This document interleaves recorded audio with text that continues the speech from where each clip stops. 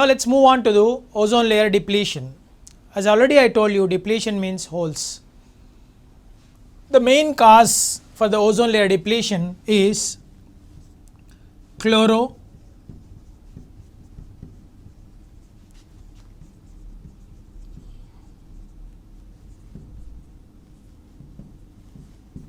fluorocarbons.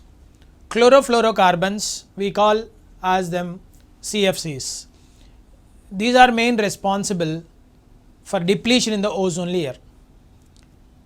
These chlorofluorocarbons produced in the environment, or you can prepare them, they are mainly prepared in the laboratories. When they were prepared for the first time, it's considered to be a boon to the industry, because the preparation of chlorofluorocarbons is very easy and it's very cheaper, and they are highly stable. Because of the stability, because of easy preparation, because of wide range of utility, chlorofluorocarbons when prepared first time, all over the world the scientists thought that it's a boon to the industry, but later it has become a curse to the environment. It's because the chlorofluorocarbons, when they attack the ozone layer, chlorine free radicals are produced. Each chlorine free radical produced can damage 1 lakh of ozone molecules.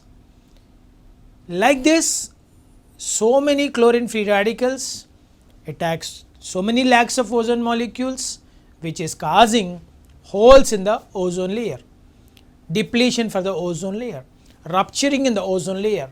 Ultimately, the thickness of ozone layer is decreasing day by day. We can see some holes in the Antarctica region, and because of that, UV radiations are falling. So mainly the chlorofluorocarbons are main responsible for depletion for the ozone layer. And other reasons also we can notice. They can damage this ozone layer. Oxides of nitrogen, they also responsible for depletion in the ozone layer.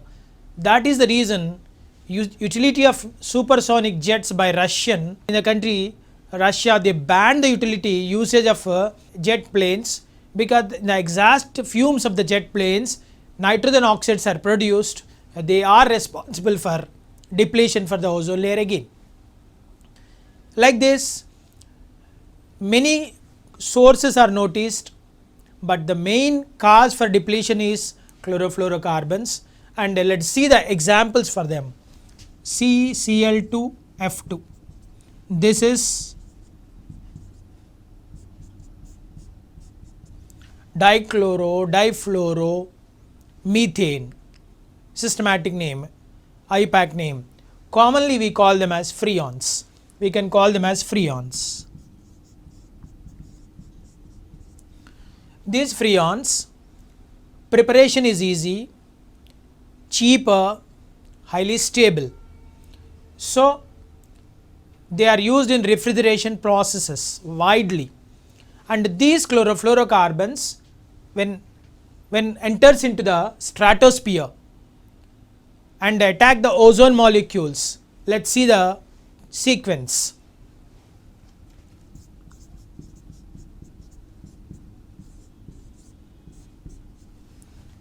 Chlorofluorocarbons, ozone molecules in the stratosphere, and now these chlorofluorocarbons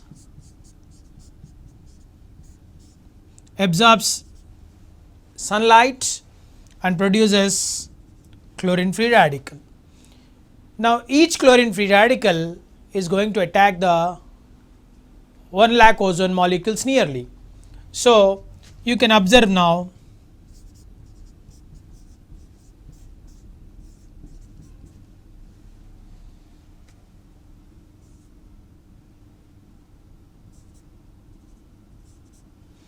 O2 plus yellow free radical. Again this process will be continued, this reaction goes on, and again chlorine free radical are generated, ozone molecules have become into O2 molecules. Like this, the thickness in the ozone layer is decreased day by day.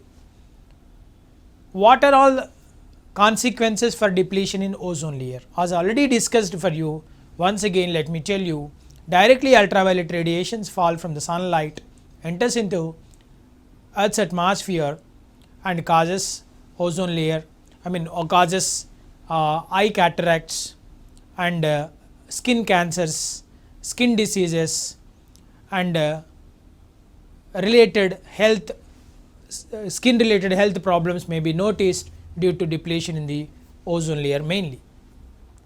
Then how do you eradicate it? How do you control the ozone layer depletion? We can control the ozone layer depletion by not producing, not utilizing this chlorofluorocarbons for refrigeration processes.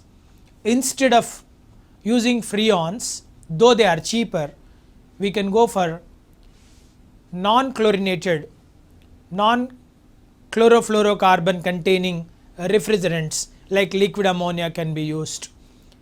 Like that, the other alternative refrigeration systems used in the air conditioning systems also, nowadays we are using substitutions for the chlorofluorocarbons in the name of R22, R23, like that we are using them.